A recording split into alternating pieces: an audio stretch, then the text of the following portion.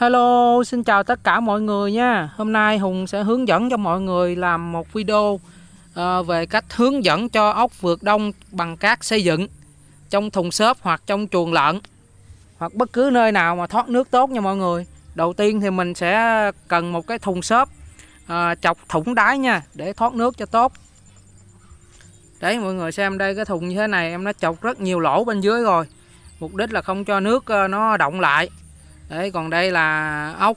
Em chuẩn bị mấy cân ốc này để hướng dẫn cho mọi người xem nha. Còn đây là cát. Đây, cát xay nha mọi người, cát to, có độ ẩm tốt nha. Đừng có ướt quá là được. Còn cái này để tí nữa làm vết ngăn. Để bây giờ em bắt đầu làm cho mọi người xem nha. Cái này nó cũng đơn giản mọi người. Nhưng mà theo các anh chị truyền kinh nghiệm lại thì người ta bảo là tỷ lệ vượt đông sẽ trên 90% nha mọi người. Để bây giờ mình chất vào nha. Còn cái cách mà ra đông á, nó như thế nào á, thì sau này em sẽ làm lại một clip khác nữa. Cái lúc mà ra đông nó cũng không đơn giản đâu mọi người. Tuy rằng lúc ra đông nó khó khăn, nó sinh sau sẽ đẻ muộn hơn cái con ốc vượt nước. Nhưng mà cái tỷ lệ thành công sau khi vượt đông là nó cực kỳ cao luôn nhé mọi người. Đấy, mọi người cứ chất vào như thế này xem. Khúc này em quay nhanh để đỡ mất thời gian của mọi người nha. Đấy, tiện thể khoe luôn con ốc.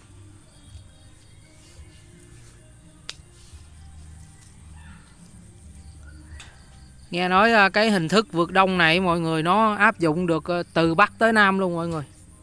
Điều kiện nào cũng thích hợp, khí hậu nào cũng ok chứ. Đấy, sau khi chất một lớp như thế này rồi thì mình phủ cát lên. Đấy. Này cái lớp cát này nó dày hay mỏng thì còn phụ thuộc cho cái độ giàu hay nghèo của gia chủ nha.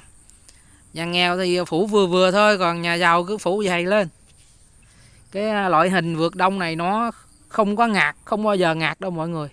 Tại vì trong cái hạt cát này nó to, nó vẫn có cái kẽ hở để mà không khí nó lòn vào.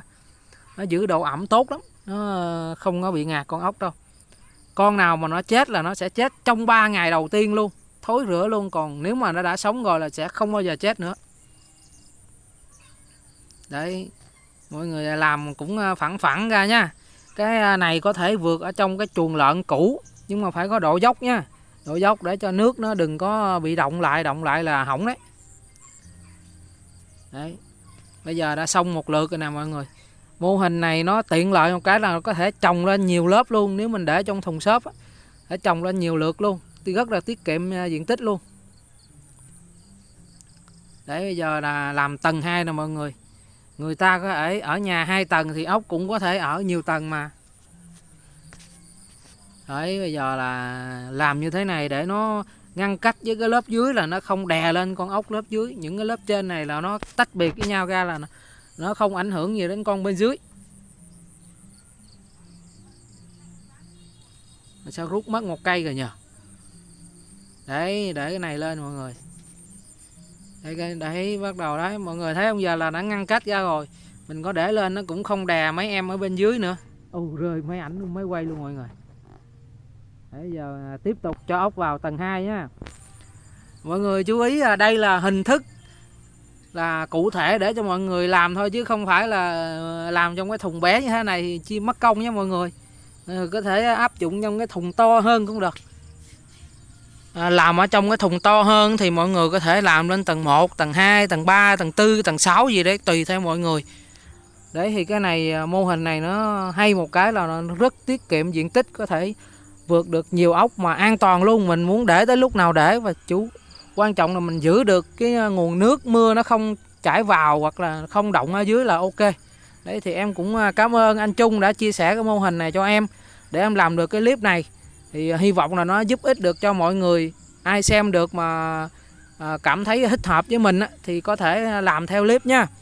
Thì nếu mà mọi người cảm thấy video này có ý nghĩa hay thì mọi người nhớ like, chia sẻ, ủng hộ em nha. Nhớ đăng ký kênh giúp em. Cái nghề này nó khó khăn lắm mọi người.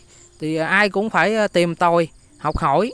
Không phải ai cũng có thể chia sẻ kinh nghiệm cho mình đâu. Tại vì ai cũng phải trả giá bằng tiền mặt hết, công sức, thời gian. Và người ta cũng không có trách nhiệm gì phải chia sẻ cho mình cái bí quyết của người ta cả. Cho nên là mình cũng chịu khó. tìm tòi học hỏi thôi để mọi người có xem. Nhưng mà anh đã chia sẻ cho em mô hình này thì bây giờ em cũng đăng lên đây cho mọi người biết. Thì nó cũng rất là đơn giản như thế này thôi mọi người xem, nó quá dễ dàng luôn mà nó lại an toàn nữa. Thì thôi em cũng chuẩn bị kết thúc video đây. Và em cũng chúc bà con nuôi ốc là năm nay sẽ có một năm vượt đông thành công. Thì năm sau sẽ có một mùa bội thu rực rỡ nha. Tiền vào đầy túi luôn.